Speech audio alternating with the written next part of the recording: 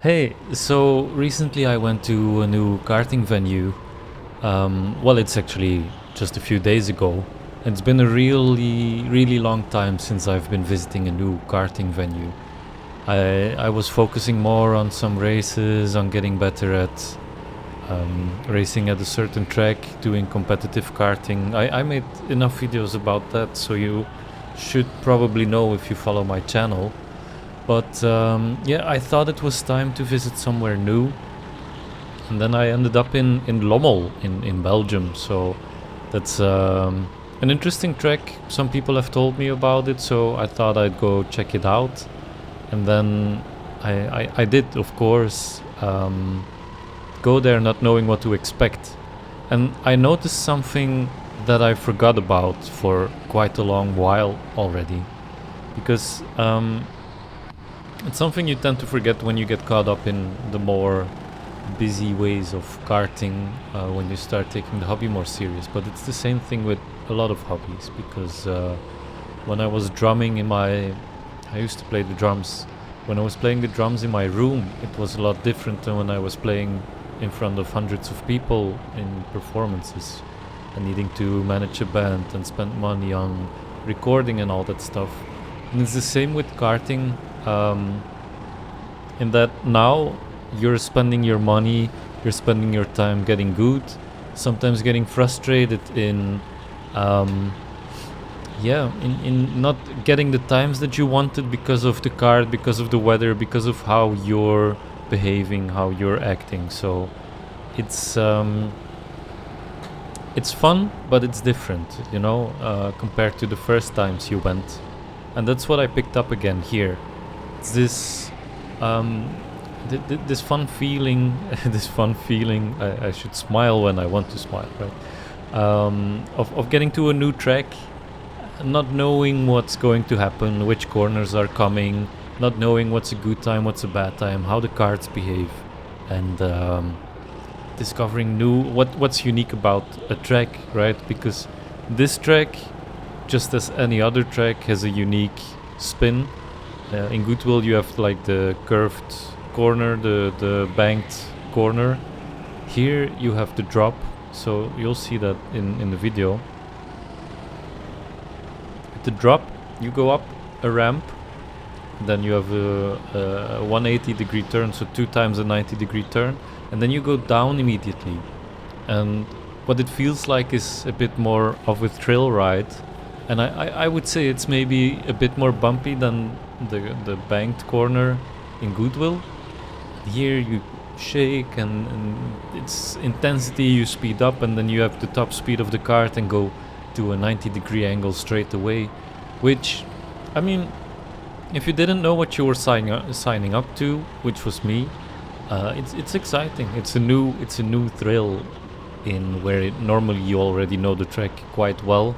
And then nothing surprises you except for the other people and if you find a new technique in a corner. But the thing about new tracks is they surprise you from start to finish, and that makes it I don't know, it makes it a lot more fun every time that you go somewhere new, instead of sometimes when you're already going for quite a while at the same track. Don't get me wrong, there's nothing wrong with going to the same track all the time. I just bought my 50 credits for Goodwill, which means I paid for 50 times in advance to get a discount. So I'll be going there quite frequently. That's like I can go there every week of the year and not having to pay, but I'll do 2 sessions every 2 weeks, I think, just to keep fresh. But it's a different feeling. I don't think I will enjoy driving there as much than I will doing this kind of stuff, discovering a new track, discovering a new place, having that like awesome feeling. I should do it more with friends, of course, visiting new tracks, because it's more exciting in group. Going alone, it's quite fun too. Like, for example, here, I just went to Goodwill the same day. I tested out their new Sodi. What is it, RT0? I don't know. It's like the new Sodi carts everybody's always talking about, the petrol ones. And they felt different than the previous carts. You could have your eyes closed and they will still drive very well. They weren't damaged, there were no dents in them. They didn't have as much character as some of the other karts. Because at some venues the karts already went through a lot of beating and they were fixed and then beaten up again and fixed. So they all have their own little character, and there they felt more tight. And it's a really nice feeling to have a proper new kart at the karting venue, because it was very smooth compared to what I'm used to. Though the times were slow, or maybe that's because of the weather. But then here they have some other kind of kart. Like, they don't have the plastic around to hide the frame. The engine still fart, you know, it's like a and then there's not too many places where they really pop like that. And here they actually did, so you can hear that all the time. At first I thought like people are bumping into the side and they like it happens so much, what's going on, and then I checked and it's actually the engines doing all the pops, which adds to the thrill of karting, you know. And then these are all exposed. They seem to be a bit bigger than the karts I'm used to, so that added to a new sense of like going from these brand new, very well built, very well maintained karts to these, I don't know if they're new, but they're certainly in very good condition and they felt really nice to drive.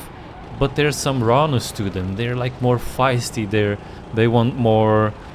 I mean, they want to eat the track up, and all that's keeping them from doing it is you driving well. And that was a really nice experience at the new karting track, to have some karts that aren't the standard, you know, Sodis or CRGs. Maybe these are CRGs. I don't know. But yeah, it felt more nice. I liked the new experience. So basically what I'm trying to say is, maybe I'm not that much of a competitive karter. Well, I'm not, because I always end up last in the races anyway. But maybe I'm not really made to be more competitive. Maybe I'm just the one to discover new tracks or visit many tracks many times and then rotate that around. Because it seems to be more fun, so I'm going to explore that.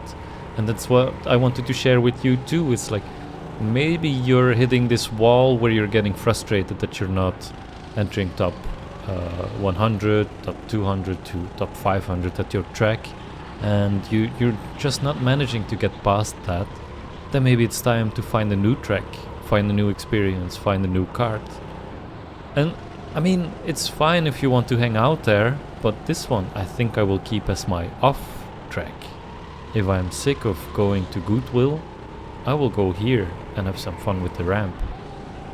Because at Goodwill I'm already past the banked corner where it's exciting and new. Now it's just you take the inside of the corner, which is the lowest side, and then you move on with your life. But here I want to keep this fresh. It reminds me of some other track, which wasn't the best track around. It's the one that I reviewed for the first time. It was my first review and video on this channel, but it's in Antwerp, Linkeroever, and it's too short, but the corners were really nice. So as a novelty, as something to go to every now and then, I will go there, just to have the spiraling corner down. But this is kind of the same, and this is electric. So it's a nice change of pace to have this kind of track going on, instead of always going to the same one. And not, I mean, every other time I go to my main tracks, I'm frustrated because I didn't get my top time or beat it. And then, what was I doing there then, if I didn't have fun?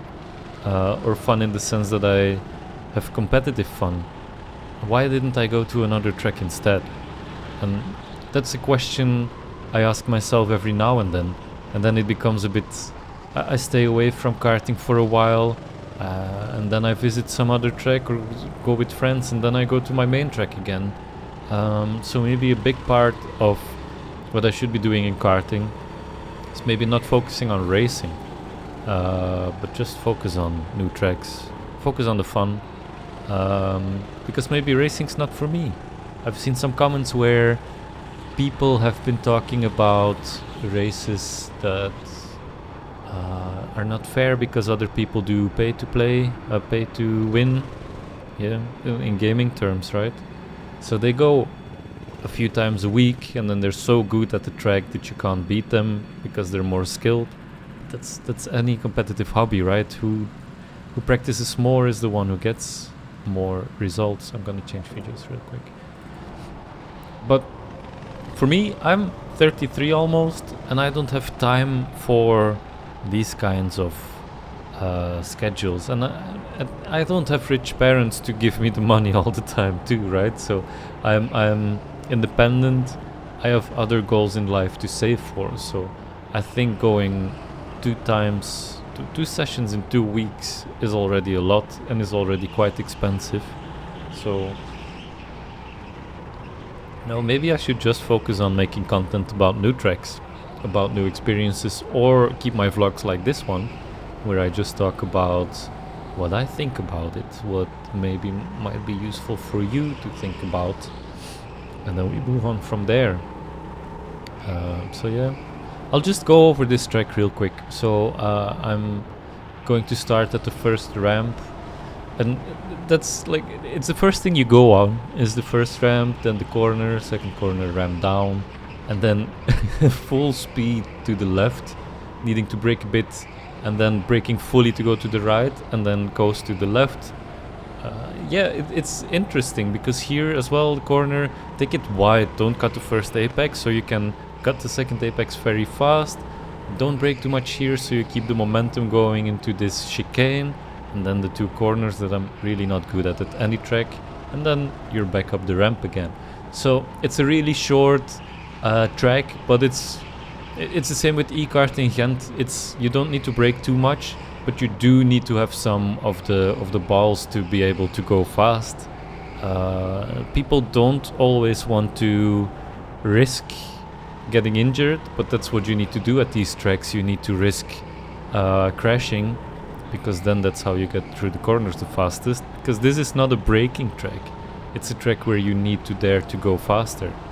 And it ended me up in the top 50. Well, not 50. I was 53rd.